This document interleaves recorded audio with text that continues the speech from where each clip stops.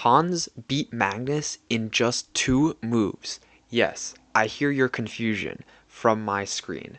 Basically, you're asking me, how could Magnus lose in just 2 moves? In fact, Magnus lost in just 1 move for himself because he only played 1 move. Now, the game itself is only 1 move because after Magnus played his first move, and no, it was not Fool's Mate, after he played his first move, he just resigned because he was playing Hans in an online tournament. Now, let me just show the clip and we'll continue explaining after this. Not. I don't think he cheated in the Singfield Cup, but everything else is still sorry, up in the Alejandro. air. Sorry, Alejandro. I just have to interrupt you because the game started and Magnus has logged off. What has happened? So you just watched the clip. What do you think about it? We're going to ask the question right now. What does this tell us about Magnus? Do we learn any new information from this clip? Actually, we do. We can now be almost 100% sure that Magnus is accusing Hans of cheating. Now, while this may have seemed super obvious before, there were some people, including myself, that weren't 100% sure that Magnus was actually accusing Hans. I was pretty sure, but it wasn't with 100% certainty, because perhaps he meant something else and it just got misinterpreted, and for some random reason, he couldn't really clarify it. However, now we can actually be 100% certain that he is indeed accusing Hans of cheating because there's no other explanation for this. His first tweet was more mysterious, it wasn't actually explaining that much. However, this is a very clear example of putting more gasoline on the fire. This is very clear accusation at Hans. Now, let's ask Magnus why he hasn't said anything. He hasn't explained his position. He's been radio silent. Now, anything from him would be helpful. A video, another tweet, maybe saying that he's gathering information against Hans. Anything to sort of back up his point of being silent. Anything is better than him being silent, is basically what I'm trying to say. Because to me, it's kind of annoying that I haven't heard anything from Magnus. Now, let's take a look at the first game that Magnus played versus Hans, because I know other people have done analysis on this game. However, I'm going to be specifically looking for computer moves. Is there moves that computers have played that would be sort of similar to Hans's moves in this game? And we're also going to take a look at the accuracy of the game. Did Magnus play like his normal self, or did he play a subpar game for himself? In the second portion of this video, we're going to be going over a theory that a family member mentioned to me that I knew about and I didn't feel the need to discuss it. But when I realized that somebody in my family had heard it, I feel like enough people know about this theory that it should be definitely debunked on a video. So without further ado, first let's get into the game right now. Let's go over this game and see if Hans plays like a computer. And we'll go over this pretty quickly because we want to make it to the next part of the video and we don't want it to be too long.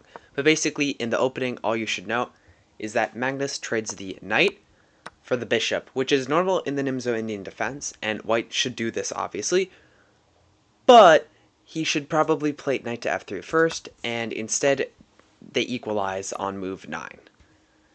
That's why this isn't super impressive that Hans was able to beat Magnus with the black pieces. It's because they equalized on move 9.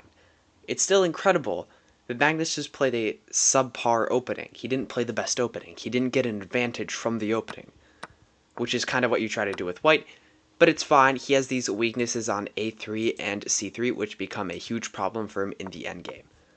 Now we continue, and they trade queens in this fancy way, but after the dust settles, and Magnus trades the knight for the bishop, basically saying, okay, you have weakened structure now, it doesn't actually matter, because after the king defends, the rook gets the open file, and all of a sudden, Magnus is just kind of worse.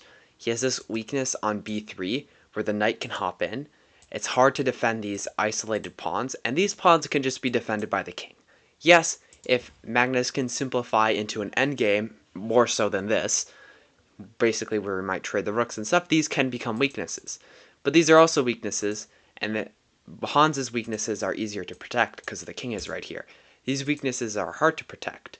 So, now the king moves over more so, trying to allow the knight movement, so if he does try to move, the king protects the d2 square from the rook coming down. Now, the knight hops over, trying to take advantage of the b3 square. The rooks try to trade. We don't do this. Instead, we end up with a position where Magnus decides to sack a pawn, for more activity for his pieces because he's feeling quite cramped there. However, it doesn't actually quite work. Hans is able to defend, and Magnus doesn't play this perfectly. Here, after this move, he needs to play... Okay, after the rook attacks, he just moves the bishop, and Magnus is just playing a bit too passively here. He's allowing the pawns to potentially come up. Now, the knight hops in. This isn't a good move by Hans. No, it's moves like this that are human moves. It's not a perfect computer move that Hans played. You could say that he's just trying to make it look more human, but, I mean, it's a human move, it's a human mistake. Hans really shouldn't have played this, but fine, Magnus doesn't play the best move either. Hans retreats the knight. After the rook comes here, see the rook should have gone to d8. This would have been a much stronger move, trying to defend the back rank eventually.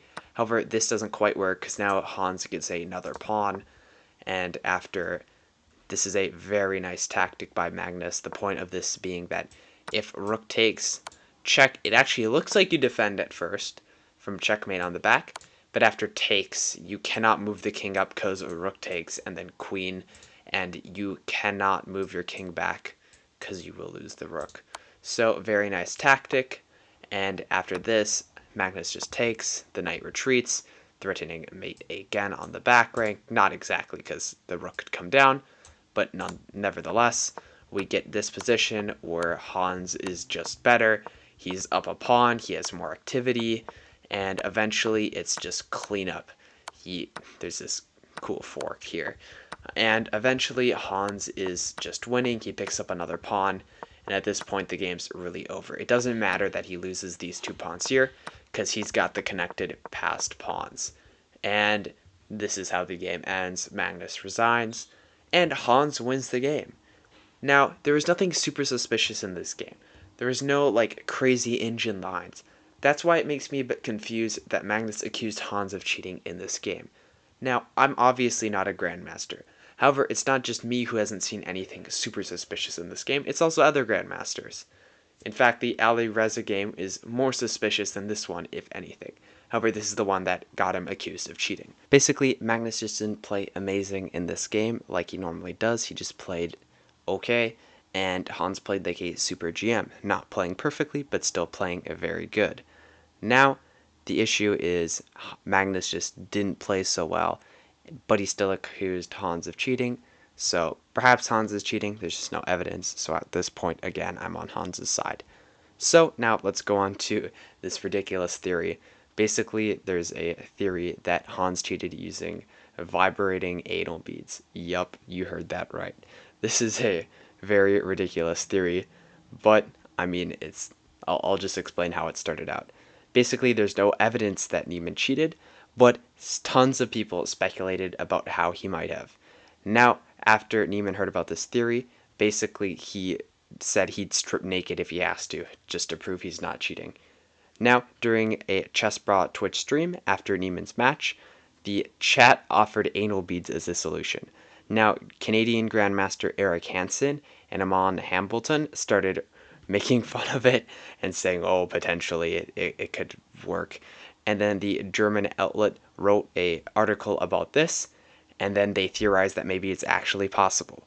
Now, this became a meme very quickly, with a Reddit user, XI Trow, making a joke about this, which became quite popular, and eventually more news articles wrote about this theory until it became sort of too big to contain, and eventually more people, even unrelated to chess, heard about this, and it confused actually a couple of people, including one of my family members, into thinking this was a legitimate theory.